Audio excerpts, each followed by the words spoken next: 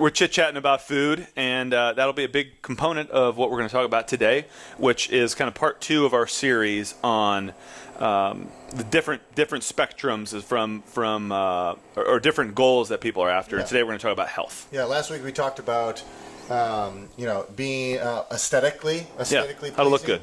Yeah, how to look good. And this week we're going over into just a little bit more of the health side of things. So, I know you started the gym with the big overarching goal of everybody to live the best version of their life, best version of themselves possible. Mm-hmm. And so with that comes being healthy. So I just, what was your thought process on what is healthy to you? Yeah, and to me it starts with being able to do anything you want without physical limitation. So that's what kind of got us into the movement paradigm of helping everybody move really, really well. And, anything you want to do is a totally, those are loaded words. Some people might want to be able to, you made the example earlier, want to run a marathon. Some people want to be able to bend over and touch your toes. Mm-hmm. So now that line of what healthy is, our anticipation and what we're seeing happening is that moves. And you're talking about getting older. You're almost in your 30s now. Right. So it's almost over. But you see yourself as getting healthier. As you go along. With every year that I get older, I'm saying I'm getting fitter. So there isn't a line. I guess the point I'm trying to make is there isn't a line that you're going to reach. It's the constant pursuit of trying to get a little bit better incrementally. So I look at it first from the standpoint of, can you do the things that you want to do in daily life? And that is bending over and touching the toes. That is, if you hear a little background noise, that's a good thing, because that means they're... No, they probably can't even hear it. Probably. That's good. There is some action going on above us, and they're ripping out the wall, which will be a temporary door, and then a garage door. So I apologize if you're hearing a little feedback. So kind of step number 1 is getting people to move well and being able to do anything that they want to do. Step number 2 is, we were kind of brainstorming before, is doing it pain-free. Yeah. Can you do all those things pain-free? And then do you have the energy that you need to get through the day, to do everything that you want to do, to be the best person that you want to be? Are you doing it free of medication? Do you have any support that is helping you make it through the day? And one example. You can't do, I can't go out and garden until I've had 2 Tylenol. And a cup of coffee. We got a problem. Yeah. That's not healthy. So sometimes you're looking at healthy as what the inverse is. And so if you need coffee to get through the day, you've got something's off. Okay. If you need to eat breakfast right away when you wake up in the morning, or you won't have energy, something's a little bit off. So the other bits that we were brainstorming was metabolic flexibility. Mm-hmm. So that somebody is healthy in as much as they're able to function throughout the day with or without any sort of stimulant. So you should be able to, and you should be able to eat a whole pineapple and feel okay afterwards. Absolutely. Yeah. Take in all that fructose, and your body should be able to do something with it. Conversely, you should be able to go all day without eating. And not have any negative side effects. And not have any, no headaches, no... gut pain, feeling low blood sugar, all that fun stuff. You should go through your day. Should be able to handle it. So I think that's a really good measure of health. And then, the other bits is you pull out the data. It's, to a lesser extent what you can do in the gym. That's not... You got to be able to do some sort of baseline body weight. Those are fun measures too, though. Yeah, you should be able to do a pull-up, for example. You should be able to lift about your body weight. Any much more than that, there comes a certain point where there are diminishing returns, and but there's also argument that if you can lift 2 times your body weight, your longevity goes up. Even higher. But just in general, should be able to lift a little something, should be able to do a pull up, and then the biomarkers, are your blood panels in check? Is everything lined up?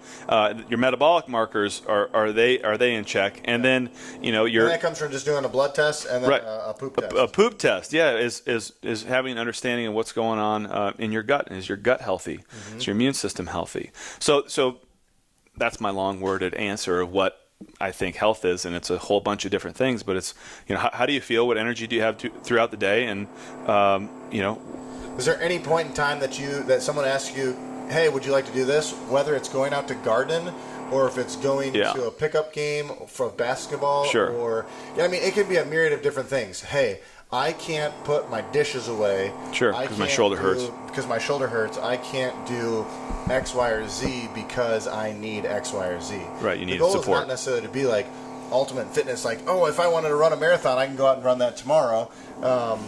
Necessarily. No. It's more of just being able to do everyday tasks. Do you feel really good? I guess anytime we do a nutrition challenge and somebody does the whole 30 days or whatever it is, and they feel really good, I just want people to have the opportunity to know what it's like once to feel really good. Yeah.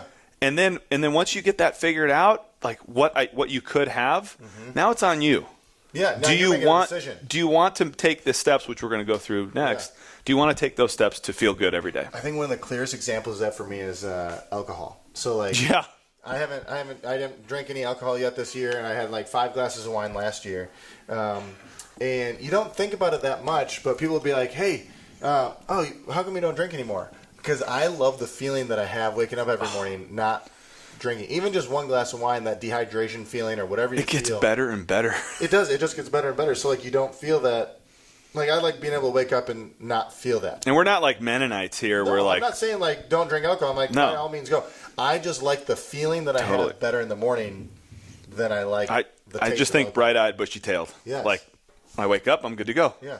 I don't want any limiting factor No. for the day. I love Frank Sinatra's quote of, I feel bad for people who don't drink because when they wake up in the morning, that's the best they're going to feel all day. So it's like, so if you don't drink and you wake up, you feel good. Like, Yeah. that's incredible. And, probably the worst that I feel is at the end of the day when I'm just super, super tired. So anyway, so that's the thought process, at least from my Of what perspective. being healthy means. Kind of like Yeah. the different, like the. It's not your Fran time. It's not your mile time. It's No. But could you do Fran? probably. Yeah. Yeah, you do it probably I mean, decently. Even scaled would be Yeah. is considered. I'd consider that good. Totally But now healthy. we're gonna go down a list. So things that we talked about on like what it looks to get there and how it actually helps. How do you get healthy through Yeah. training and Now I know you're a sleeper. try to? Yeah, I mean, you're like it's the magic. yeah, you're a sleeper. But you've done some specific because you weren't always a sleeper. Oh my God, no, really, really bad sleeper. Wake up in the middle of the night, like heart pumping, cold sweats. Really, heart pumping, cold Yeah. sweats. Yeah, Really. like stressed out through the roof. All right. So what'd you do to fix that? A lot of things. I've done many, many, many different things. So This is a couple. just a couple. So where I'm at right now is I do like a little bedtime cocktail of apple cider vinegar and a noon, which kind of keeps me hydrated throughout the night. Sometimes I'll dump a bunch of salt in that and like a scoop of collagen protein. That kind of keeps me out throughout the night. But really, it's the biggest impact on my sleep is we talked about it before. We'll talk about it again until everybody just does it. It's taping my mouth shut.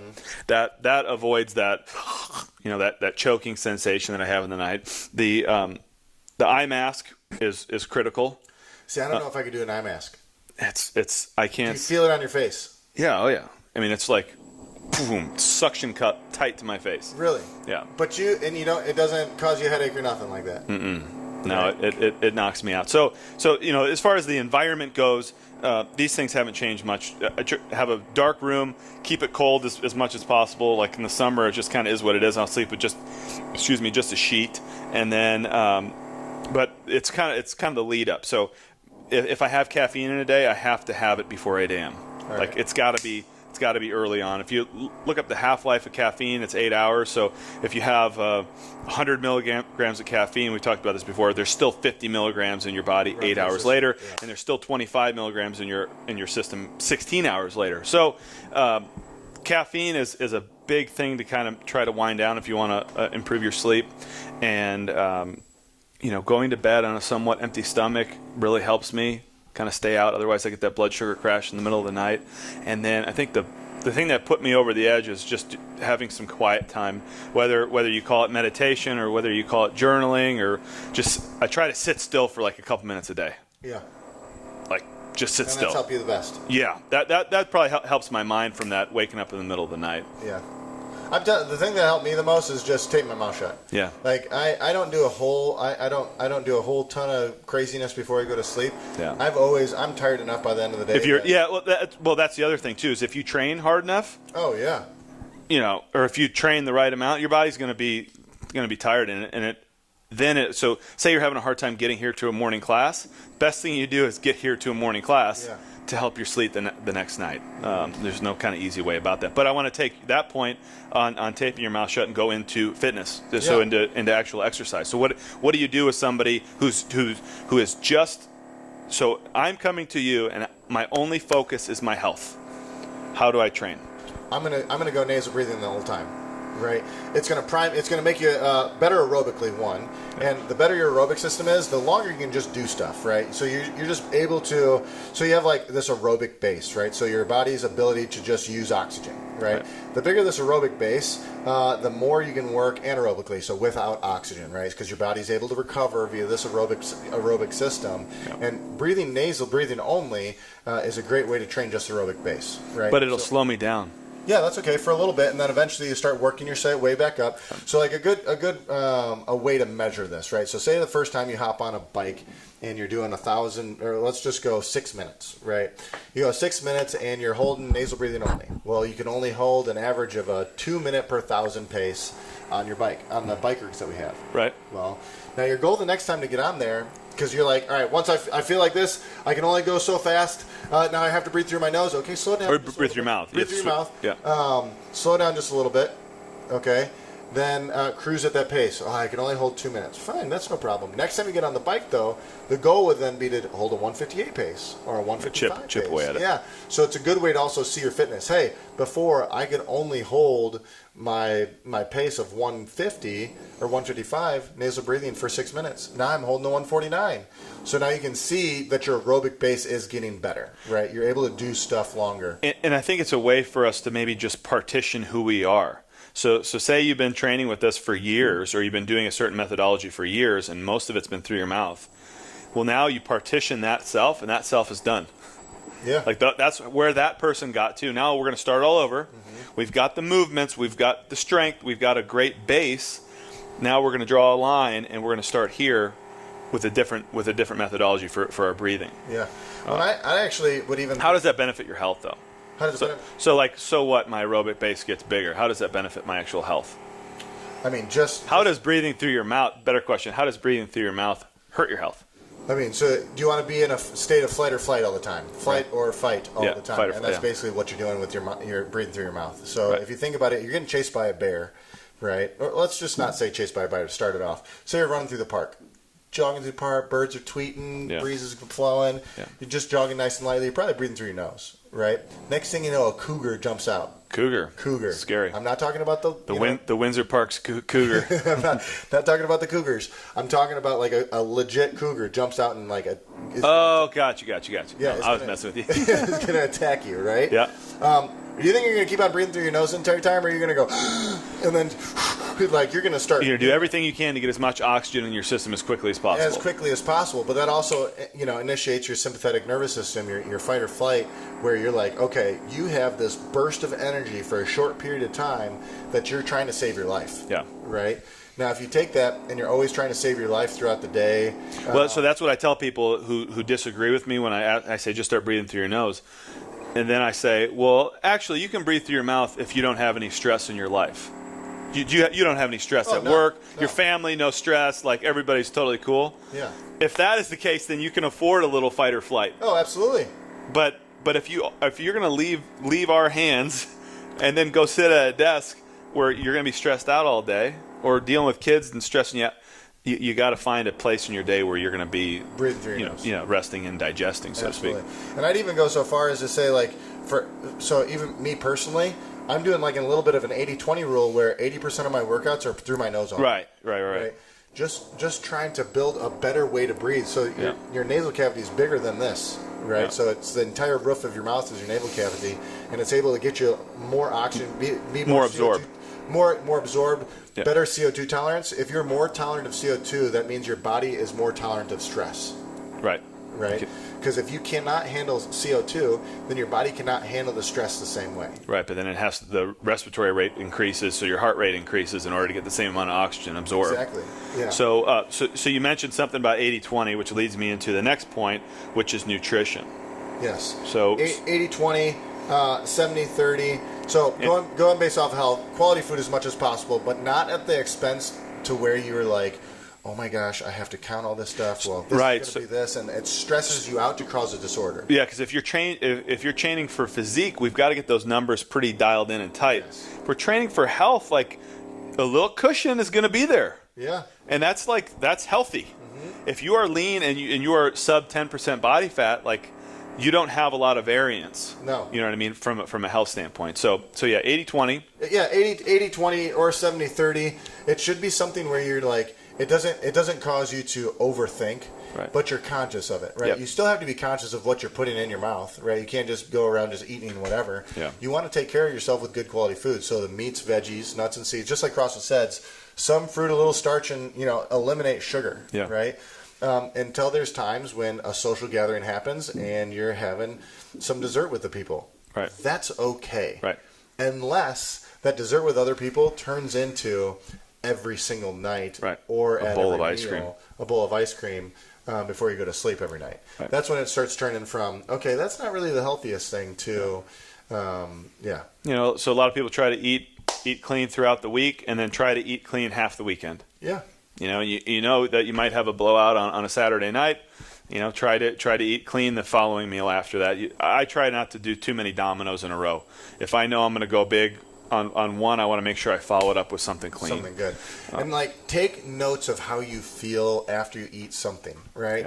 Yeah. All too often we just eat stuff without thinking about it. If you can be conscious and say, all right, I'm eating this and it makes my gut feel like X. Well, next time you eat it, you are now making the conscious decision To feel like that. to feel like that. Right. Whereas if you just go about eating, you're like, why does my stomach hurt all the time? Well, maybe it's what you're putting in your face. Right. So the follow up to that is, so say I do go out and have a binge session.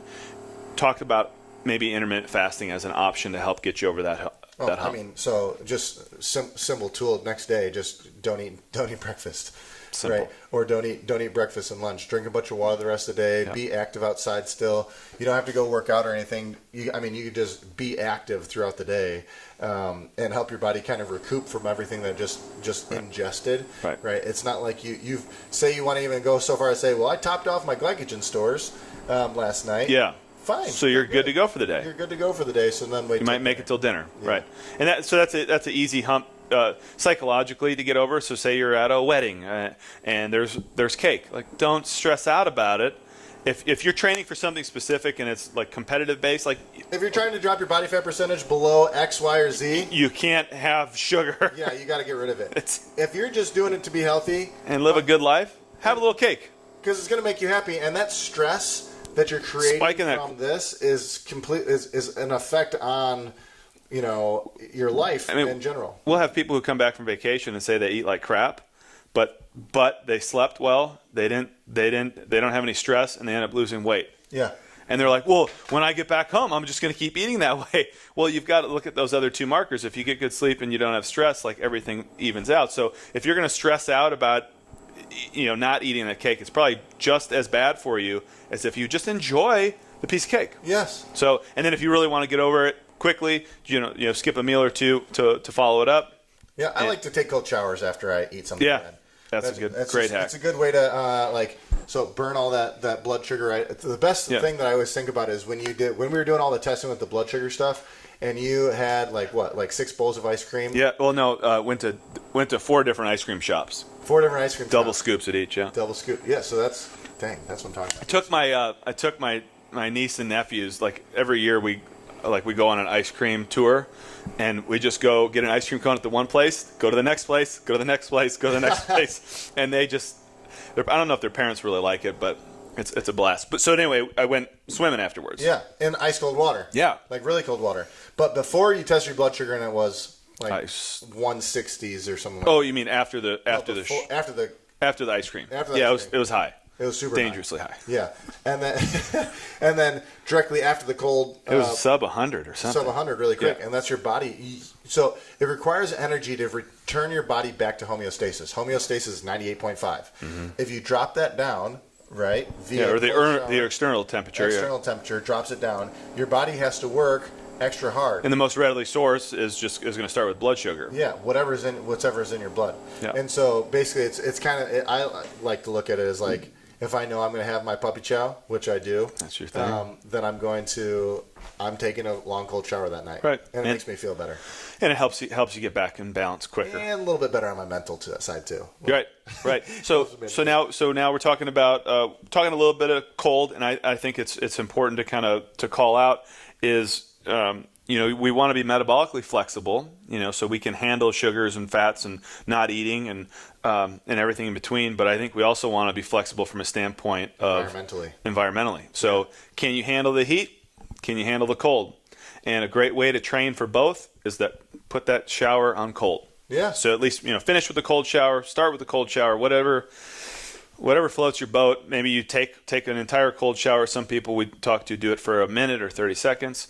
I could not be a bigger proponent of it. Yeah. 100% agree. So physiologically, hugely beneficial, but I think mentally, you kind of made that point of, okay, this is going to be hard. Yeah. It's practicing. I can handle doing something hard. Yeah, you just it's practicing the ability to do something hard even when you don't want to. Right. So then when you come up to an actual life situation that's hard and you don't want to do it, somebody cuts you off, you've already practiced a million times saying yes to a hard situation. Right. So it's the art of practicing your mind. I mean, we think more than we do anything else, so you might as well practice how you think. Right, and that's a real strong indicator of health of how can you handle a stressful situation. Do you freak out? Yeah. Or do you take a deep breath? Yeah. And let those it that survive let it are pass. those that have the ability to adapt to their scenario. Right. That's adapt. That's a whole nother. We got a book to review on that.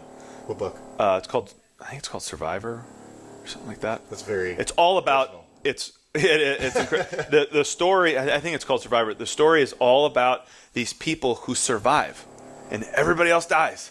Why did they survive? Are those like true stories? Oh, total true stories. Like a plane crashes in the Amazon. Everybody lives. Like the flight, crashes in the middle of the air. The plane crashes in the middle of the Amazon. Everybody lives from the crash. Yeah. And then they all start freaking out because they're trying to get out of the jungle as fast as possible. And the 17-year-old chick is just like, I'm not getting out of here. I might as well just enjoy it. Yeah. She sits down, finds some fruit, chills out, walks down to the river, finds a river and goes, well, the river probably goes down to a bigger river. I'll walk down the river. I'm tired. Lays down, gets some sleep, gets up. Just totally chill mode. Chill. Yeah. Where everybody else freaks out and dies. And she lives. She just makes it to a village and they help her out. And really? no big deal. Oh my gosh, I want to listen to that book. So it's just all these stories about exactly that. Can you handle getting a little cold? Yeah.